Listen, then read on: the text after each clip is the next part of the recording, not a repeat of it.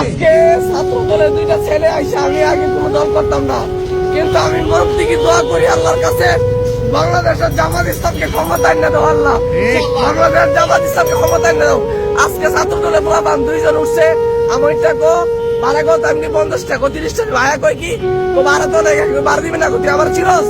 আমি তারেকে দল, আমি তাকে দলে লিখেছি, আমি পেটের রাজনীতি করি, আমি এতদিন করে রাজনীতি করতাম, কিন্তু আজকে এই নেকটাজনক ঘটনার পর থেকে আমি চাই বাংলাদেশের জনগণ জামাতের ক্ষমতা দেখতে চাই।